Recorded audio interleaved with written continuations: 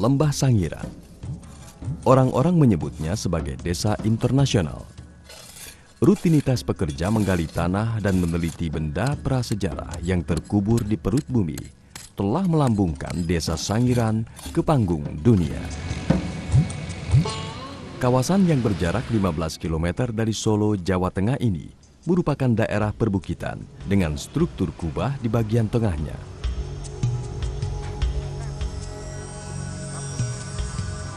Karena proses erosi, longsor serta patahan tanah menyebabkan kubah terbelah menjadi lembah, sekaligus menyingkap lapisan tanah purba.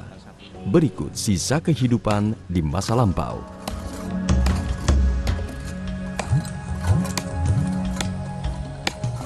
Ribuan fosil manusia prasejarah berhasil digali dari lembah Sangiran yang luasnya mencapai 56 km persegi.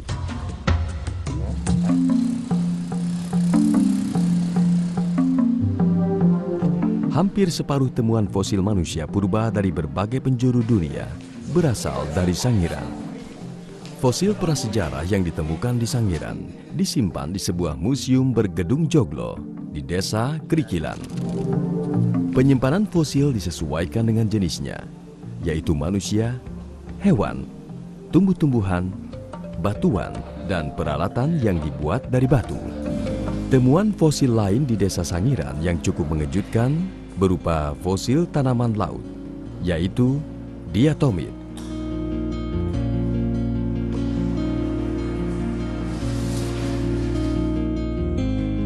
Situs manusia purba Sangiran berawal dari penemuan fosil manusia prasejarah oleh antropolog Jerman Gustav Heinrich Ralph von Koningswald tahun 1930-an.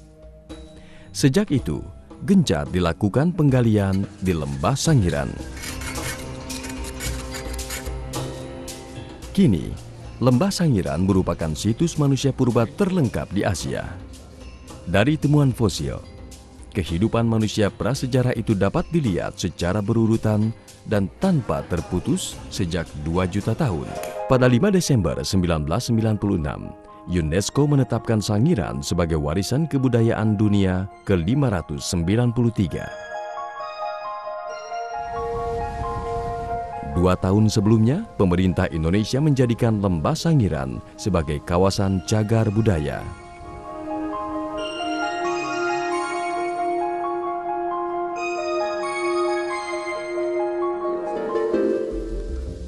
Penetapan lembah Sangiran sebagai kawasan cagar budaya oleh pemerintah Indonesia pada tahun 1994 sesungguhnya untuk menyelamatkan fosil-fosil kuno yang diduga masih bertebaran di dalam perut bumi.